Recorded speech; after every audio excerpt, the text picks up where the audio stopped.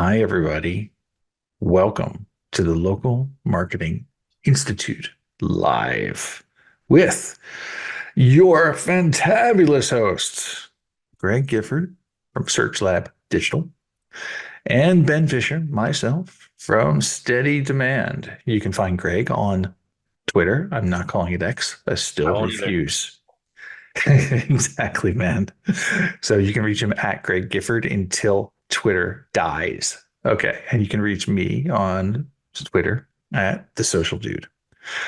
All right, man. Let's rock and roll it. So But you forgot about the other stuff, dude. They I'm can join us on working. Facebook. I know. Oh, go ahead. Tell him. Tell him. Yeah, Tell him. join Tell us. him, Greg. Join it, dude. I feel weird doing it. You got to do it. You always do this part. Fine, fine, fine. All right. So, yes, you can join us on Twitter, the Local Marketing Institute Connect. We love that, Eric Shanfield. Thank you, by the way, for coming up with the name, where we have in excess of 2,471 members. Oh, 2,472 members.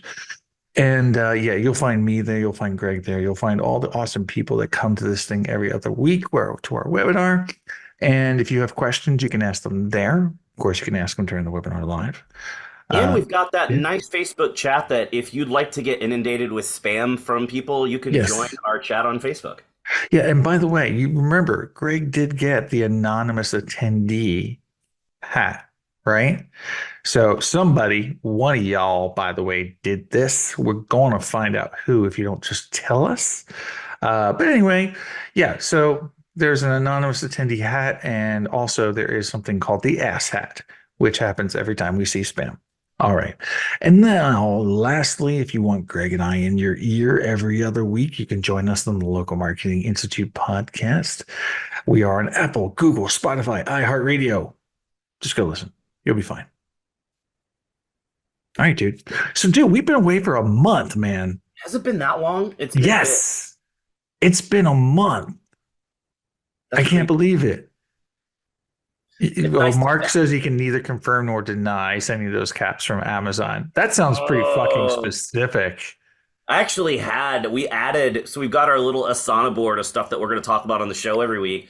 And the second thing we were going to talk about was, all right, really funny. It's cool. Who sent the hats? But Yeah. okay. Okay. All right. So now we know. Now we know it was Mark. I think that means Mark gets to be one of our first guests next year. You think so? We can I definitely. mean, We can. Yeah, I think so. Mark, if you're down, you want to be a guest host next year on an episode? Come on, anonymous attendee. You know, Mark's sitting here going, Let's talk. oh, Oh, let's all right. talk. That sounds like or maybe it's a let's talk, let's do it. We'll see. Right, exactly. So, all right, so let's get into this next freaking year. Okay, so we are so excited. Thank you, everybody, for hanging out with us this year, especially with the times when we haven't actually been able to do a show, and you still keep coming back. You're amazing. We love you. So, yeah, just really quickly. So, we're going to be doing a couple things next year, and we're still open to ideas. Just saying. But the first thing that we want to do is we want to introduce the concept of meet a product expert. There's, there are 80 product experts for Google Business Profile in the world. There are 40 in the United States. So we got some room to work with here. And I think so. What we want to do is, product experts. Yes, I'm a product expert. So is Greg. But PEs are some amazing people. There's a reason why they get chosen for the program. It's not just answering threads. It's not just points. There's an entire personality matrix that you Huh. could say that goes behind it. Behind most. All right, fine. Most. Yes, we're not going to go there. I'm not So, going to name any names, but you know who I'm talking about. right, I know exactly who you're talking about. So, but basically, it takes a certain type of personality, and the work that they do is very, it's rewarding, right? And so, being known, for what you do, I think is very important. And I like to make sure that people are elevated, especially when they're doing good things. So Greg and I were talking about it. And we were like, hey, why don't we just freaking go ahead? Hey, what's up, Paul? Why don't we go ahead and why don't we start bringing PEs onto the show and interview them? Find out what makes them tick. Find out what got them to where they are. Find out what they think of the PR architecture program, and have them, of course, interact with some of the stuff that we're talking about on a weekly basis or a biweekly basis. So, yeah. So, what does everybody actually? You know what? I'm going to put this out there. You think we should put it out there, Greg? Well, let's put it out there. All right. All right. So, what do you all think? Stephen, Mark, Paul, what do you guys say? Great idea or a shitty idea? In the chat now, please. I'm waiting for some joker to be like, shitty idea, don't do it. Yes, man, totally, man. Just all we need is the shitty emoji, right? We got a 1. And maybe if we're lucky, we can get Neil Patel to be a guest. Oh, did I know Neil? That was a joke for everyone. I'm just saying, but if you want Neil, I can get Neil. That's no problem. Yeah, all right. Okay, so the eyes have it. We got no shit emojis. So all right, there we go. Okay, feature number 1 done. So feature number 2, everybody, for next year. I have no idea, by the way, Greg, how we're going to pull this off if everybody wants these things. I mean, we'll figure it out. We got some time. We got time. Okay. Not to mention, I mean, if we can't do it all next year, we'll do it in the year after that. All right. Yeah. So we'll just do it anyway. And if people don't like it, too bad. They can find another show to listen to. There's that too. There's that. Okay. So the next cool thing that we think we want to do next year is we want all of you to be able to apply to be a guest on the webinar. Kind of the same type of vein is, you all have a story, you all have something to contribute. And if you want to be on the webinar, you're going to have that opportunity. We would have a Google form. You would fill out the form. There's probably going to be something stupid, silly, and funny on there. Greg, make sure that happens. All right. Yes. So, but yeah, so basically the idea would be is that you would come on as a guest with Greg and I, and you would participate just like we do, and also tell us a little bit about yourself at the same time. How'd you get here? What do you like doing? Things like that. Do you have cats? Do you play guitar or bass? Prefer bass? Okay. No, seriously. But curious question I have for everybody out there is this. Is this a good idea? Would you do this? Or would you rather do something maybe a little different? And if so, put it in the chat. All right, let's have a countdown here, Greg.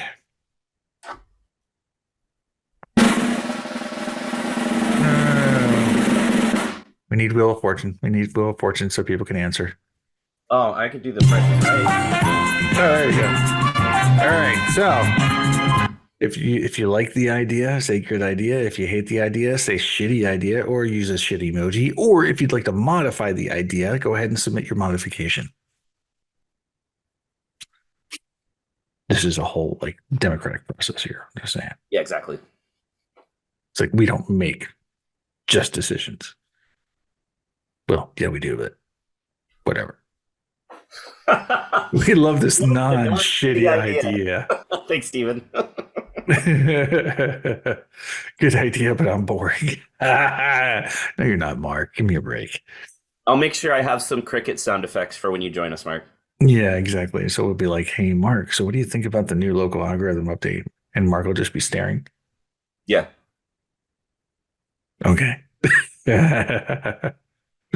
Okay, cool. All right. Exactly, Mark. Oh, we'll be talking about that. Yes, Mark. Exactly. You got it, dude. All right. So I think the eyes have it on this one too. We have one more cool idea that Ben's going to share with you. So listen up, and instead of waiting until the end, chime in as he's talking about it with either great idea or shitty idea. All right. So next year, what Craig and I would like to do is we would like to introduce swag for the Local Marketing Institute.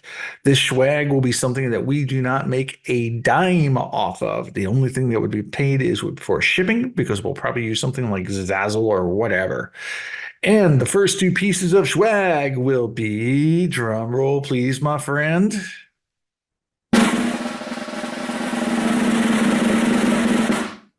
Again, I want to hear great idea or shitty idea. The first piece of swag, there are two so far. First piece of swag will be an anonymous attendee themed hat and shirt. Mark, thank you very much, by the way, because since now we know that was you, or at least somebody's going to really come after you because it was actually them. Just saying. We are going to go ahead. That inspired us. And we said, you know what? We need anonymous attendee gear. We just need it. So we're going to go ahead. We're going to make that. We'll have a website link for that. On top of that, I'm sure for any of you. Okay, there you go. Maybe we'll make you a scarf. How about that, Stephen? So the other piece of swag is for those of you who are in the Local Marketing Institute Connect chat, which we have on Facebook. And if you're not on there, what's wrong with you? Just saying. It's so great cool place because to sell your crap. It's a great, well, actually, you know what? It's a great place to see previews of porn. Yeah. If you click on it, I have nothing to say for you. There's something wrong with you because you just got spammed and probably malware and okay. So anyway, but so what we have been doing is I and some other people now are doing this is every time somebody puts up one of these things, we immediately go ahead and reply with the ass hat. So the ass hat is exactly what it sounds like. It's a hat that has an ass on it. A donkey, Greg. Yeah. A donkey, not, yeah, you know what I mean. Okay. So anyway, and the asset, by the way, was completely AI generated. It looks fucking cool. It really does. And so we're probably going to go ahead and add the asset as well. So, because everybody needs an asset, just like everybody needs a towel. I'm just saying. All right. That is enough. What do you all think about the swag? I see a lot of some nice ideas, good ideas. Yes, you want more? Great ideas. All right. Sounds good. Cool. Like I said, we won't be making anything off of these things. We're going to go ahead and put them up at cost, and then anybody who wants them can go ahead and grab them. And we're open to ideas. It's time for the news. All right. So, we actually had it queued up to who sent the anonymous attendee hat. I'm just saying, but now we know. Okay. All right. So it's your fault. You screwed it up by talking about it early. Yeah. So what are you going to do? Give him a break. A month. We're a little out of practice. All right. So let's see. The thing first is let's see. I'm going to try this just really quick. See if I can actually do this while I'm talking. The new agency bug. Oops. Helps if I copy the entire URL. Ignore that, peoples. There we go. Okay. So about a week ago, we noticed, and when I mean we, Steady Demand, noticed that the agency dashboard was no longer displaying invitations from other people that they were giving to you. So basically, you couldn't get access to people's GBPs if you're using the agency dashboard. I went ahead and opened up a thread about this over in our community and talked to my CMs about it. They were like, okay, yeah, well, that's interesting. Let's tell us more. And then the next day, there was a flurry of posts by other agencies that are having the same exact issue. And it went all over Twitter, of course. So basically, but this is now fixed. As of yesterday, actually, they went ahead and they fixed the problem. So, yay, Google. That's say.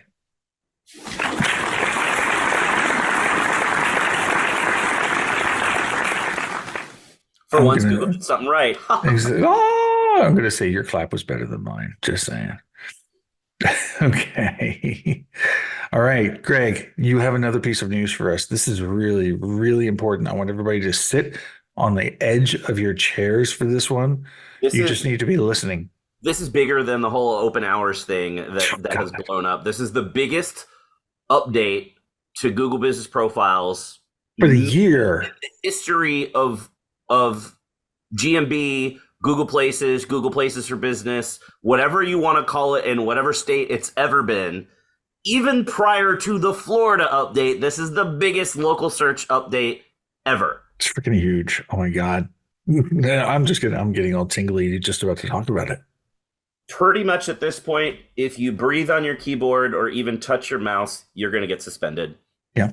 Yep, Yeah. it's true. It's the way Google suspensions work these days. We found this in the community, by the way, and somebody specifically says, I got my Google profile business suspended. I love how they say that, by the way. Google profile business suspended. Yeah. That's wonderful. After I mistakenly changed keyboards. Yeah.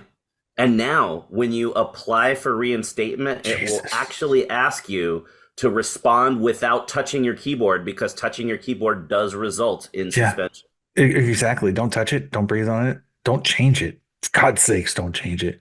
Yeah. And what I did was I did a little bit of research on this, Greg. And that is that if you do this with your mouse, you get a hard suspension and an account suspension all in one. It's so brutal. Like, you got to wonder why they're going this direction. I don't know. I don't know. But they must have been seeing some sort of spam signals, right? Somebody must have reported, a couple thousand different companies. Put your Q&A in the Q&A, please. And so we won't answer it there. Anyway, so but what they must have figured out is that when people are creating these spam listings, that they swap out their keyboards when they create them and do verification. So I got to thank the spammers. Yep. All right. Okay. Oh, dude, psychic verification, it might be a real Rob, thing. pop that question into the Q&A so we don't get it lost. We'll switch to live questions in a bit. So just go paste that into the Q&A section. As a matter of fact, we must do this because we totally forgot. I forgot actually earlier. So everybody, hi, welcome to Local Marketing Institute Q&A. So we have one question in Q&A right now. We need 10. So my call to action to you is please go into the Q&A. And what I want you to do is if you have any questions about local, please ask them. It'll help somebody in the audience, if not just you. Also, if you want us to go ahead and audit thank you, Rob, your Google Business Profile live or your website. Actually, let's just say you have a website and you're like, yeah, I wonder if my calls to action are done right. We can help you with that. So, but please go ahead and pop those into the Q&A, and you'll have Greg and me who can just rip you apart live. I mean, give you advice live. And now that we had that little pause, back to the news. All right, so let's see. I just want to put a little bit of a plug out there. It is the end of the year, so I will be participating in the State of Local Search with Bright Local next year. And here's a link if you would like to sign up. Got anything going on, Greg, that you want to talk about? Actually, coming up in the new year. I got nothing other than some conferences coming. We are going to be releasing our really big 2-year research project on over 9,000 Google Business Profiles in 3 different verticals. So that's going to be pretty exciting. And we're actually releasing it in 3 chunks, so like 1 per vertical. Okay. And I was hoping to have the first vertical released in January, but it may be February before that's out. But definitely in Q1, we're releasing that. It's going to be a different approach because, not that there's anything wrong with the local search ranking factor study. It's helpful. It's great, but it's pretty subjective. And, you always hear people on podcasts like this or give webinars. us one nugget. Well, it's always like everybody talks about best practice and we all agree on what best practice is, but nobody really proves it other than like anecdotally going, well, yeah, it works for my clients. So we wanted to go download data and look at actual data on all these profiles to like see what the averages are in cities or industries, and B, see if these things back up expectations. Like the guys that rank number 1, do they have a stronger signal of whatever we're looking at than the guys at number 10? Not saying that it's causation, but hey, there's correlation there, and does it back up what we think it backs up? And most of it did. The thing that was really shocking, though, was the distance to centroid is actually still a really powerful Interesting factor. Not that that's causing the rankings, but it's really interesting too, because we broke it up by vertical, and like for car dealers, it's pretty far. It's miles from centroid. But for personal injury attorneys, it's like a half a mile difference between position 1 and position 10. But I think that's more because the centroid's typically close to downtown, and that's typically close to where offices are. And you don't have personal injury attorneys just spread out all over a metro area like you do dealerships. That sounds like intent to me.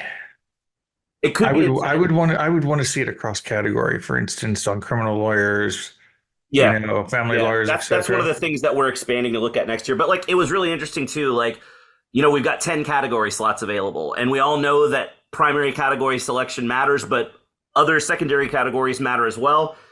And most businesses can't use all 10 category slots because there just aren't 10 that apply. But for car dealers, there's more than 35 categories that apply. So they can definitely use all 10 and should be using all 10. But we saw a mix, I think it was like 138 different unique categories used for dealerships. Wow. And like a bunch, like 20 or 30 of them were things that were absolutely not at all related to car dealerships, but they were pretty prevalent, and it's got to be some vendor that's doing it. So there's some interesting stuff in there. Right on. Cool, dude. Awesome. I'm looking forward to it, man. Looking forward to that. I'm assuming that your travel schedule is equally as fucked next year as it was this year. I'm trying to cut back. So I did 25 conferences this year, and that whole September 1st to November being on the road every week was just too brutal. I don't want to do it. So I'm going to try to cut down. I actually cut down this year because I did 32 the year before, cut back to 25 this year. I'm going to try to keep it closer to like 15 or 16 this year. But we'll see. I've got... Cool. I'm doing our biggest conference of the year, the first weekend of February in Vegas. Oh, that's the auto one, right? Yeah. First week of March, I'm doing a conference in Australia. First week of April, I'm doing a conference in Slovenia. Third week of April, I'm doing a conference in the UK. In May, I'm not quite sure of the date yet, I'm doing a conference in Indonesia. In June, I might be doing a conference in Brazil. In September, I'm doing UK and Germany. And in November, I'm doing Barbados again. So all of that's already booked. And I'll have a couple of other random things that'll come up that are more like I'm there speaking to get leads. It's not really like an SEO conference. But yeah, that's probably about all I'm going to do internationally, because that's a whole lot of stuff and a lot of, like Australia 1 month and Indonesia the next month. That's a lot of time on airplanes. I'm sorry, everybody, but we actually need a new piece of swag, and it's going to basically have to say, probably on the front, "Don't talk to me." On the back, "I got jet lag." Yeah, exactly. And we need to send that to Greg. Just saying. Yeah. The "I got jet lag" t-shirt. Oh, you were in San Diego? Dude, we should have hung out. Right, exactly. We're talking about going to Brazil. Poor Greg. Yeah, I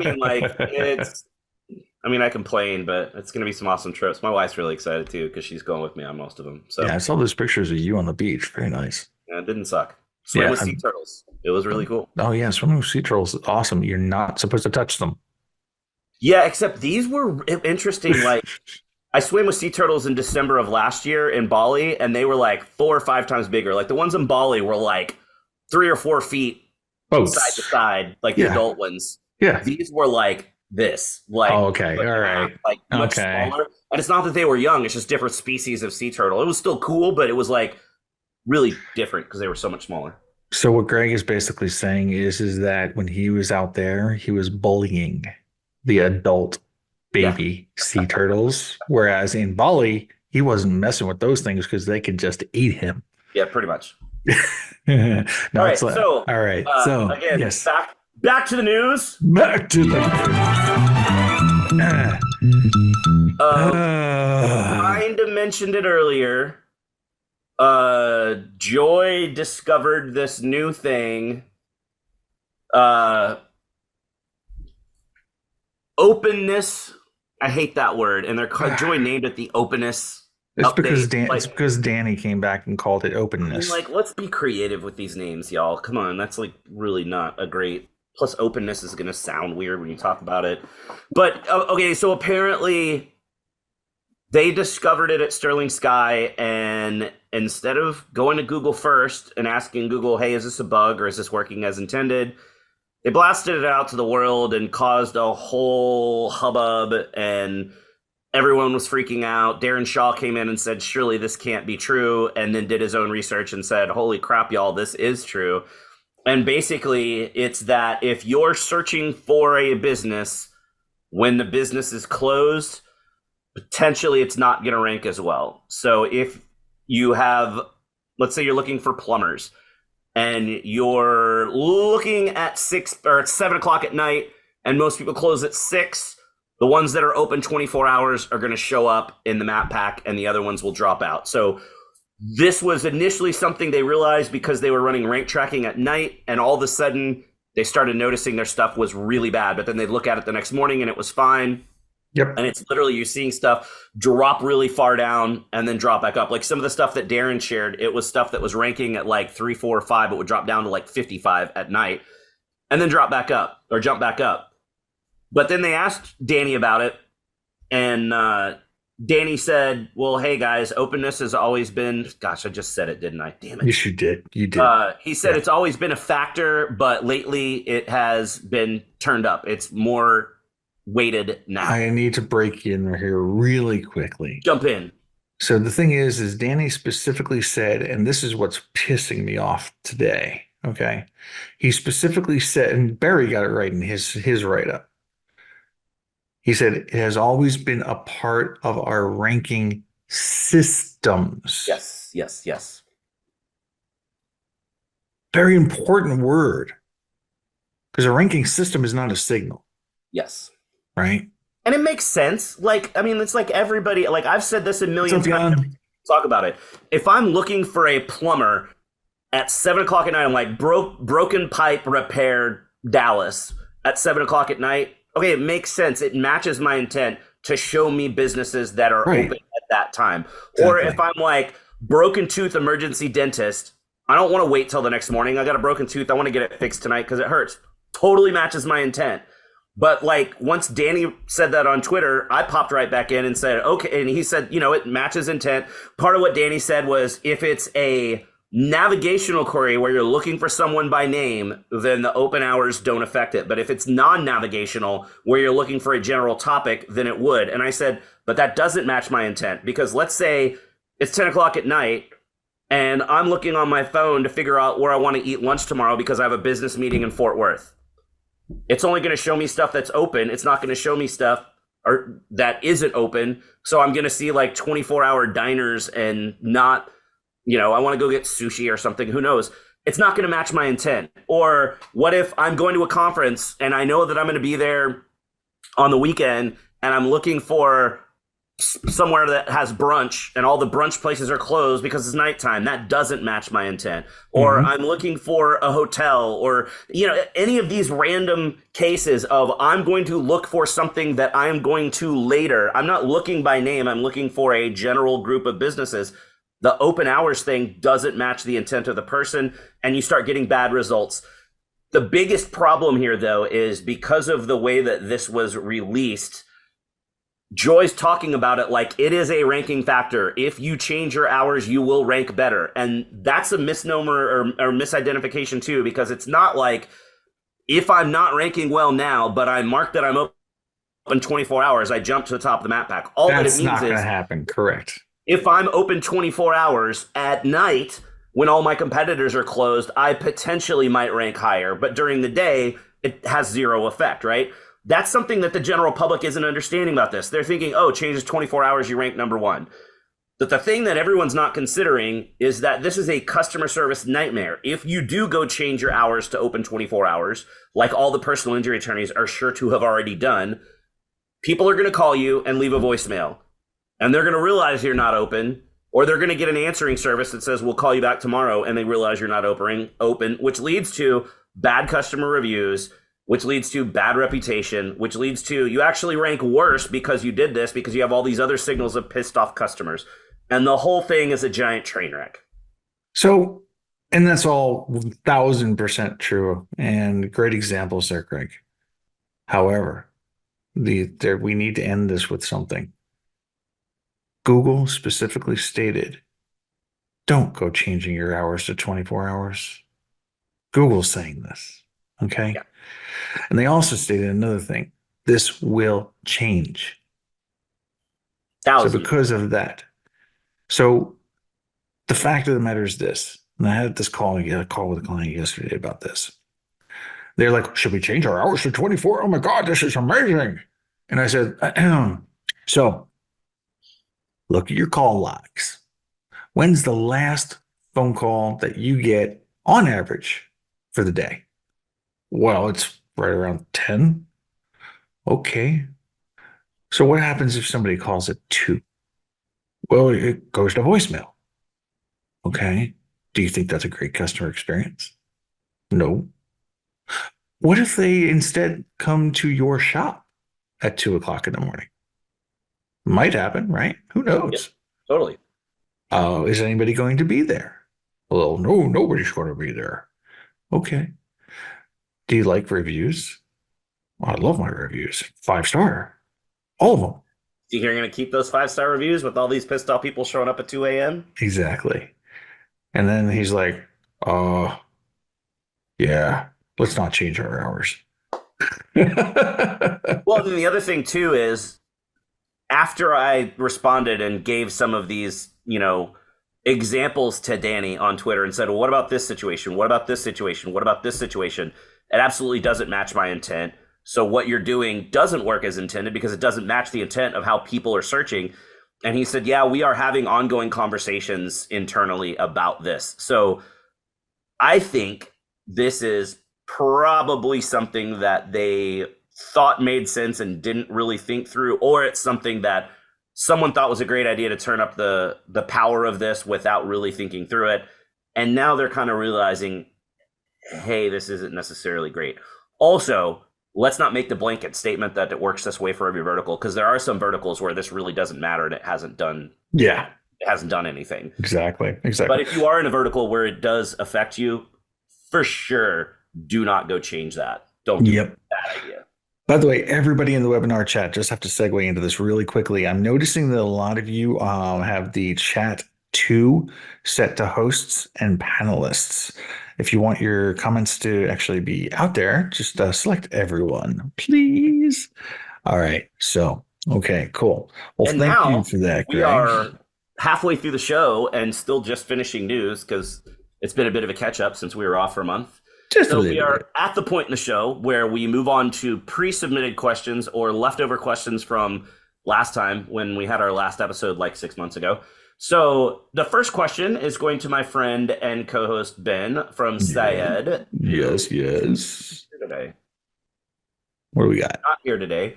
But the question is, I apologize. So Syed, if you're listening later, here's your answer. Question. I apologize in advance for the length of this question, although it is definitely not anywhere close to the longest question we've had. No. I am currently overseeing the optimization and maintenance of several Google Business profiles. While we are actively managing the organic aspects of these profiles, also there is a team handling ads using these business profiles. However, I'm having difficulty figuring out if the leads, and then in parentheses, clicks and calls, came from ads or if they came naturally through organic ranking. It's actually a really good question. And So looking in the performance section in the Google Business Profile interface, any tips? I want to say that the data is actually different because what you're talking about is from the ad side is those are going to be location extensions, which are tracked differently than the Google Business Profile, say, phone number.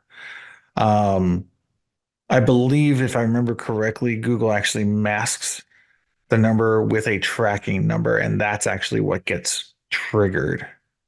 Unless they're running the location ads where it adds the fourth listing into the three pack. Okay. Well, And then yeah. it's just boosting you're overcoming proximity bias, even though you don't really make the map pack. You get that fourth result, or you get that sponsored map pin that shows up at the top. That is the same phone number. Okay. So Yeah. that gets dicey, and who cares, right? Like, you get more phone calls, you win. Yeah. At the end of the day, I mean, yeah, I get it. You got somebody you have to report to. You got somebody you have to say, and you got to justify it. Just take the two dang things together, the local aspects of them, and roll them together, and that should be fine. At the end of the day, they're going to look at it and they're going to say, oh, well, we got some sales that came from organic or, because hopefully if things tagged right, or whatever. But, I don't know. What are your thoughts, Greg, on this? I mean, I think it's the best practice to just see how business is growing in a sense at the end of the day. Yeah, I mean, like, if you're getting more phone calls, you're getting more phone calls. It's one of the two, and unfortunately, that gets a little murky because if you're basically just boosting the visibility with those location ads, and yeah, location extension in a paid search ad, totally different. You can have a tracking number, you can track those differently. But if you're just getting more visibility by boosting that and showing up as a fourth thing in the map pack, I don't really think there's a way to tell the difference between whether it was an organic or whether it was a paid. No, it doesn't sound like it. No, But just be happy that you're getting more calls, and like, share the credit. exactly. All right. Quick reminder for everybody, and this includes you, Werner. Please go ahead and put your questions into the Q&A. This helps us get them archived. It also helps us try bring them over to the next week. We are currently at 4 when Werner adds his questions into the Q&A. We'd like to get to 10 before the end of this show if we can. So please, if you have a question that you would like answered, throw it into the Q&A feature of Zoom. Greg and I will get to it. You can put in any question that you have. You can also put in anything that you'd like us to audit, whether that be a website or whether that be a Google Business Profile. Heck, if you don't even want us to audit something really crazy, we'll go ahead and we'll audit that too. Just go ahead and throw it in there. Greg and I, and we'll answer anything. All right. So there we go. Excellent. We're getting some questions. Thank you very much. We really appreciate you. Awesome, Rob. Thank you. Okay. So the next question, my friend, this one's going to be for you. All right, let's do it. All right. This one comes from Luis Chavez.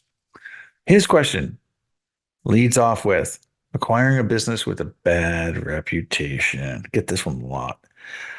So, what do you recommend if one of our clients is acquiring a company that had bad Google Business Profile reviews? We're updating the GBP to another office of their company. Okay, so they're moving. Should we just update the GBP information and work to get the reviews better, or mark the existing listing as closed and try to create a new GBP? This is actually an interesting one. This is a great one, and we get this a lot at Search Lab. I wish Same here. Lewis was here so we could get a bit of clarification, because usually it is a situation where it depends. Yep. I would want to know, when he says they have bad reviews, like, how bad is it? Is it like there's 20 reviews total and it's a 3.5 rating, or there's 800 reviews and it's a 2 rating? Those are two vastly different situations. If it's a handful of reviews, you could just change the name and take it over and be really aggressive on your reputation management strategy and get a bunch of reviews and turn that score around really quickly. But if it's a couple of hundred or lots of hundreds, 700, 800, or even 1,000, then you need an exponentially higher number of positive 5-star reviews to up that score. And in that case, definitely mark it as closed, start a new one. Typically, though, I mean, geez, if you're coming in and it's bad enough that he's asking, hey, these are bad reviews, what do we do? I would probably just mark that one as closed and create a new one in almost every case. The Yeah, only situation I wouldn't is, you know what? I don't know if there is a there situation. is. I don't think there is I a really don't think there situation. is. I I think mean, every time, if it's yeah, bad enough reviews, the only time I wouldn't is if it's like I'm acquiring the other underwater basket weaving studio that's in Dallas besides mine, and they've got 10 reviews and they've got a 2.5 rating on 10 reviews. Maybe I but would dude, take those it and guys. try to turn it around. But even still, why waste the effort of trying to be aggressive? Like, there's no value in saying, well, at least I kept the reviews that were there. Who cares? Start from scratch. It's a new business, it's new owners. Market closed. I gotta interrupt here really quick, man. Yep. That other underwater basket weaving studio, Yeah, those guys are ass hats. they are.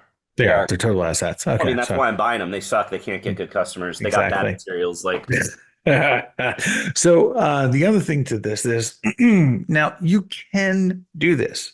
Your success may totally freaking vary. If you, how can I say this delicately? I can't. If you can prove to somebody in India through Google support, somehow, by the way, magically, that business has changed enough that it's not being serviced by the same people, that the ownership has changed, that the location is in a separate city, or I'm saying, sorry, same city. You may, and I say big, big may with quotes, you may be able to ask Google to get rid of those reviews and have them just nuke them all, basically. Um, I've only had this work one time. Paul had an interesting question up in the chat. What if the name stays the same? Yeah, then it's not a rebranding. Then you're not, I mean, if you're, You can't do it. and the question is, he's acquiring a company. That means you're buying another company. Why would you keep the name the same if you're buying it and Yeah. keeping the brand? Like, Greg's underwater weaving, basket weaving, okay, is buying Ben's underwater basket weaving. Doesn't make sense to keep it the same yeah. because I'm out of here. You know, I just sold my business to my competitor. So, Yep. All right. So that is that question. all Next right, question is for you. go for it. This one is from Mark, who is here today. Hello, Mark. And Mark has an account level question, and he says, this is a follow up question to the discussion with you and Amy regarding having been using the same email address for both local guides Ah, at yeah, level 8 and all client GBPs, yeah. where there are more than 20. The local guides account is almost Hmm. inactive. The GBPs are not. Is there Yeah. any advice? So, my recommendation is, Mark, is get a freaking agency dashboard. Okay, that's my recommendation. It will make your life so much easier. It takes you literally 5 minutes to apply. You have to have a Google account at your domain. Okay. So if you got markbarris.com list, for instance, then you would just do GBP at markbarris.com and apply. Once you're in the agency dashboard, you will have to move those 20 profiles into it, and that's fine. Now, this does not get around the possibility of an account level suspension. You can always get that, by the way. Okay. Even I've had that happen to me. So it's not pretty, but you can get over it. Anyway, no, but seriously, so go get an agency dashboard. For everyone else, the other secondary way I can answer this is that a local guide account, inactive or active, is actually a danger more to your profiles than it is helpful. As a matter of fact, it's not helpful at all. It's just an account. The reason is that sometimes the local guides program will do an audit of basically local guides, and then they will suspend those local guide accounts. I have seen people suspended from local guides who have been in the industry for over 7 years. They posted a stupid picture for as a review way back in the day before they were even part of the industry, and they get suspended. I've seen people who do reviews get suspended. I've seen people who reach level 8, 9, and 10, which are the auditing levels, and they get suspended. So I like to say it's like, hey, you kind of want to keep your local guide account separate from your Google business profiles. So again, if you can go agency, great. If not, choose another domain-based email or just a Gmail, which is not a local guide. That would be my recommendation. What do you got, my friend? No, for sure. Agency dashboard, way to go, for sure. Sweet. All right, dude. Next one's for I'm you. looking really quickly here to see if I can scroll back through Twitter to find Darren's original tweet, because the question that we are about to answer is a link to a Google Drive document, which we may just have to do because I'm not seeing it. Let's just do that. Yeah, you can drop it in there. Okay. I will drop it in as you are asking it. All right, dude. So the question, this one comes from our good friend James Kent. All right. So now the subject is 36 GBP categories. Wait a minute. He has a question mark, not an exclamation point. So I'll rephrase that. 36 GBP categories, question mark. Latest new bug or latest new feature. Oh, and he is showing us a car dealership that has 36 categories. Okay. Greg, your take. Bug, like this is a quick one. Like, clearly there's no way to do this. It's not like you can do some sort of a hack with the API and get extra categories. Right. But also, these categories are dumb. Like, it's a used car dealer and he says he's a Ford dealer, a Chevy dealer, a Toyota dealer, a BMW dealer. Like, it's not. Like, Google's going to look at that and be like, no way, no thanks. Like, yeah, no. Yeah, no, it's a glitch in the matrix that is for show. All Yep. right. With that, my friend, it is time to get into lightning Q&A. It's not lightning. It's just regular Q&A. It's time for people to come on down.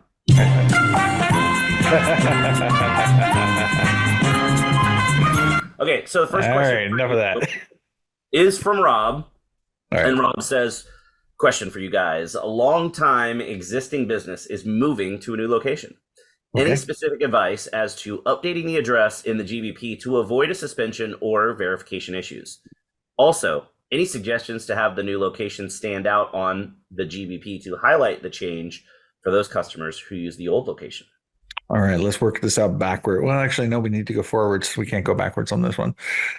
All right, long time existing business is moving to a new location. You obviously want to preserve the reviews and also the ranking power of this location. Any specific advice as to updating the address in the GBP to avoid suspension or verification? Sure, you don't want to do verification and you're a storefront. Do it in the same zip code. If you're moving zip codes, oh well, you're going to have to re-verify.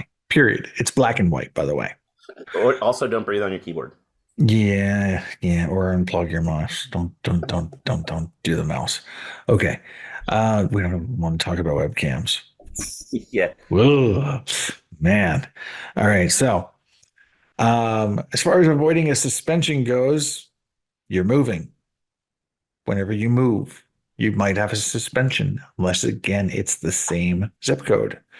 So just get ready for your suspension. Period. That's all there is to it. Unless you're a restaurant, and then don't freaking worry about it. Okay. Any suggestions? Okay, so the long and skinny of this is that whenever you're making a change to your Google business profile, whether you're breathing on a keyboard or connecting a mouse, you can get suspended. Period. That's going to happen. It's a part of life. Just grin and bear it. We hate it. I love it. But hey, whatever. You can do it. And so, so just be prepared. That's all. Make sure you're prepared. If you're not sure you're prepared, hire a PE or hire somebody and make sure you're prepared. Especially with a new reinstatement process, which is now being rolled out. I think there's somebody here who's really good at reinstatements, isn't there? Who's that, dude? Oh, wait, no. I know who it is. Hold on. Oh, man. Hold on. I'll tell you exactly who it is. Is it Pickle Rick? I mean, Pickle Rick is badass, dude. Pickle Rick is awesome. Okay, so it's not Pickle Rick. Wait a minute. I know who it is. It's It's Tally. Tally. Sure, it's Tally. Yeah. Okay. Oh, wait. No, it's me. Yeah. So just, find out basically. That's all. Just be really careful and do what you need to do. I would absolutely do a move on it though, because it's an existing location and that's what you're doing is you're moving. Yep. Unless you're moving across state lines. No, screw that. Even if you're moving across state lines, move it, basically. That's same business, same staff, same reviews. Still works. Exactly. Now, if it's different, I don't know. There's a lot of different ways people think about this. Some like to permanently close it and then open a new one. I don't like doing that personally. I'll go through the suspension. I love that pain. I'll go through the pain of a suspension to keep that ranking power and the reviews. Hey, Rob, just out of curiosity. Okay, oh, dude, Rob. Same zip code. Yeah, don't worry about it, dude. Yeah, that's exactly. I was going to ask, like, hey, how far is it that you're moving? But yeah, that's easy. Yeah, done. You can move tomorrow if you really want to. Make sure you have signage. Okay. So that being said, let's move on to it. By the way, thank you, everybody. We did actually get to 10 questions. Maybe we skip Steven's question because we don't like Steven. I'm kidding, Steven. We love you. But his is take an audit look, and the other ones are some questions we could probably answer pretty quickly.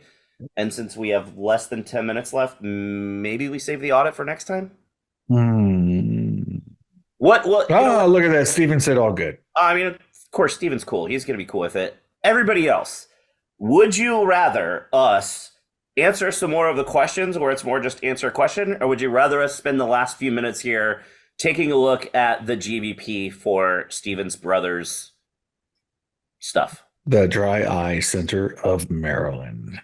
Okay, let's see. We have a question, audit, brother. Oh, it's half and half, 50-50. 50-50. We need lean it towards questions. Lean it back towards Steven. Back to 50. Oh no! Now more towards audit. Audit.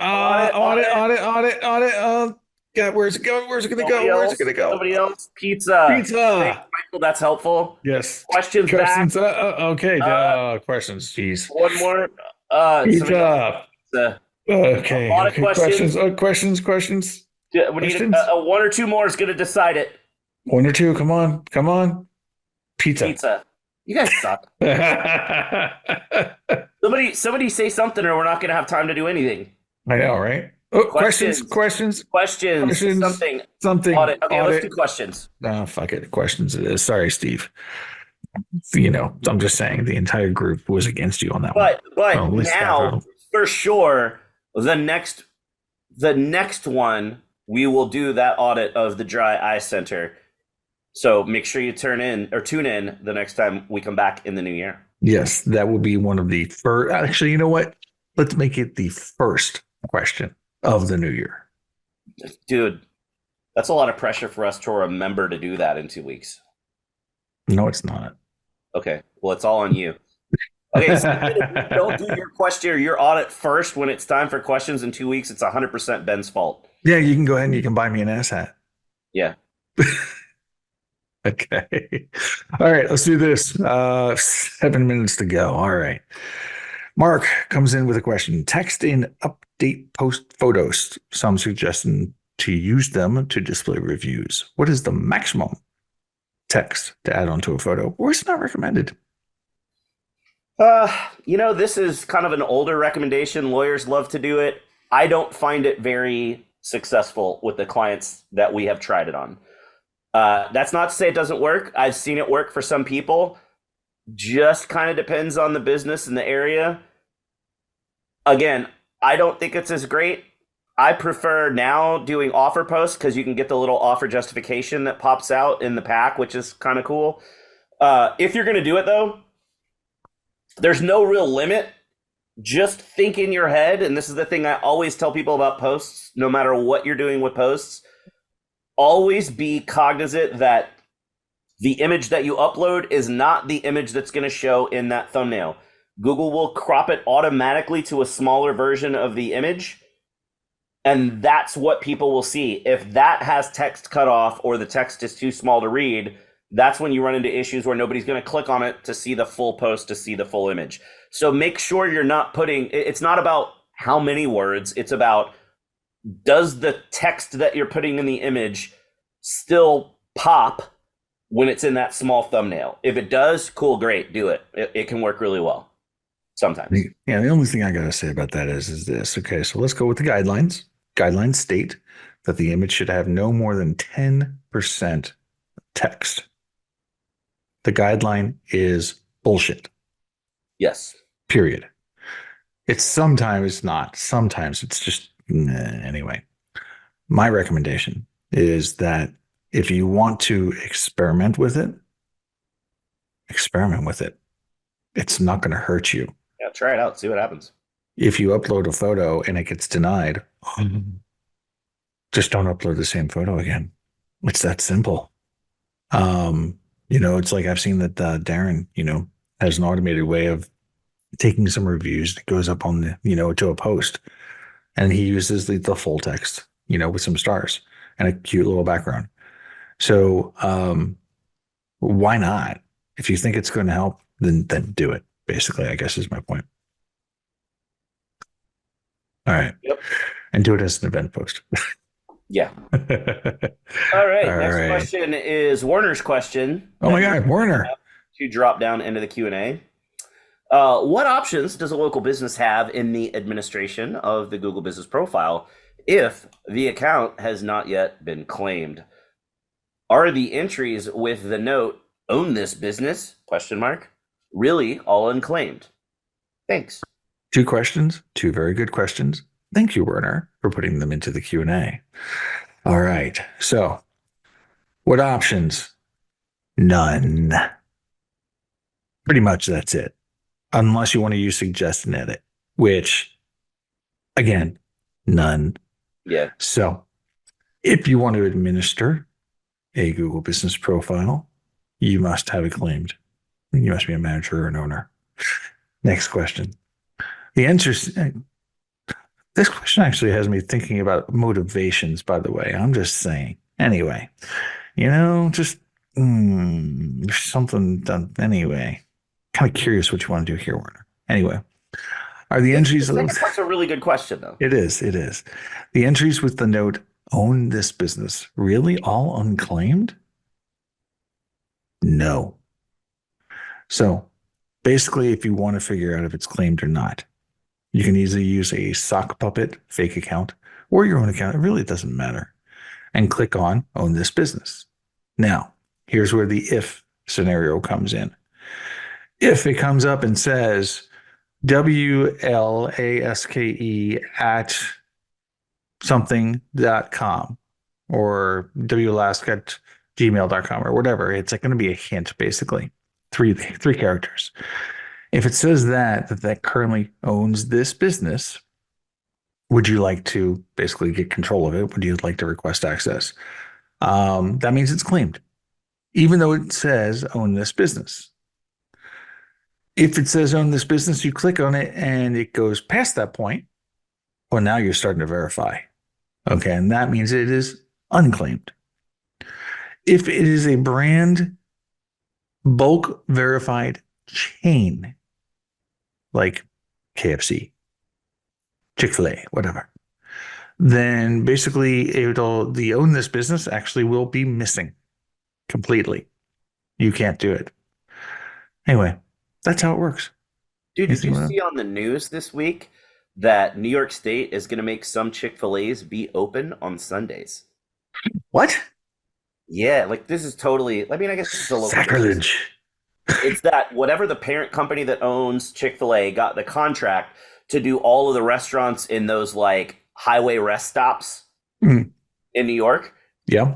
And Chick-fil-A is closed on Sundays. And the state of New York was like, hey, look, we're putting through a bill that if you're in these, not every Chick-fil-A in the state, but the ones that are in these highway rest stops, they have to operate on Sundays because those are there for the convenience of the travelers that are traveling and pulling into that, middle of the road, between both lanes. Yeah. Rest stop complex. And it's like, it doesn't serve customers for you to be closed on a Sunday. It's inconvenient for people for you to be closed on a Sunday, and it's not an efficient use of the space Yeah, to have 1 out of 7 days not be used at all when there could be another vendor that would be doing that. Like, I'll be totally interested to agree. see what happens. Like, Yeah, kind of crazy. it is. Okay, we're at 11:59, which means that we have to do something. We need to ask the audience. Greg, do you want to continue on and trying to bullet through these questions? I think we save them for next time and we finish up because everybody wants to get out of here and take off and get their pizza, Yeah, I obviously. was going to say, yeah, it's still pizza.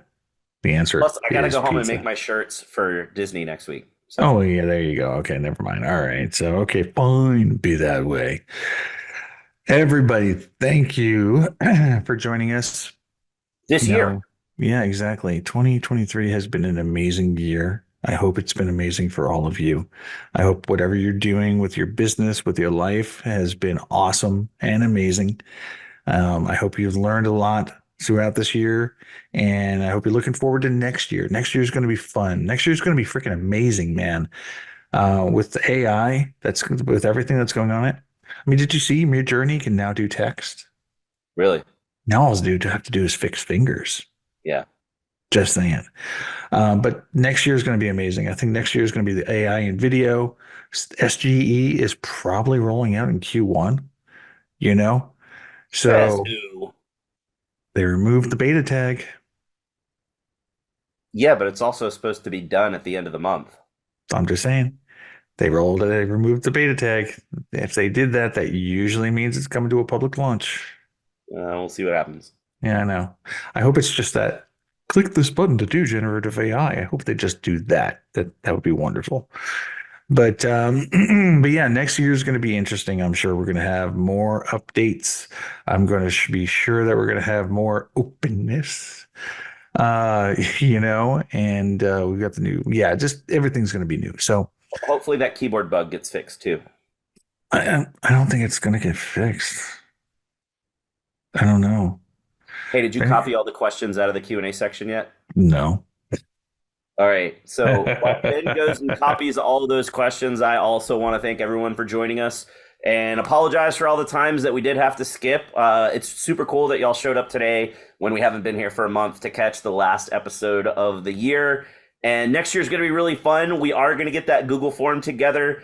We won't have it out for that first episode, but by the time we do that first episode, the first Friday in January, we will have that Google form ready and we will share the link on the show so that all of you can throw your hat in the ring and hopefully the AI overlord bot will decide to pick you at some point in the year to guest with us on the show. Exactly. And if any of you are playing with AI image creation and want to create the AI overlord bot who chooses who gets interviewed and who does not, hey, that rhymed. And make sure he's wearing an ass hat. Oh, yes, he's got to have the ass hat. And well, he's got to have the ass hat and the anonymous attendee Yeah, gotta have like an shirt. anonymous attendee t-shirt or name tag or something. Or to like, like a little badge or something like that. He's the anonymous attendee ass hat. Maybe we need an anonymous attendee slash ass hat together in one hat. So anonymous ass hat. Is that what you're calling Mark? Maybe it's got the donkey on the front and on the back it says anonymous attendee. Well, hold on. So now we have to throw this at Mark, since Mark is the anonymous attendee. Mark, what do you think? Should it be asshat on front, anonymous attendee on back? Should it be on the sides? Should it be both on the front? The anonymous attendee asshat. Two hats. Oh, Mark wants them separated. There we go. Mark wants them separated. With that, we are done with 2023. All right. Thank you, everybody. We love you. And Greg and I will see you after the new year. Be safe and have a wonderful time.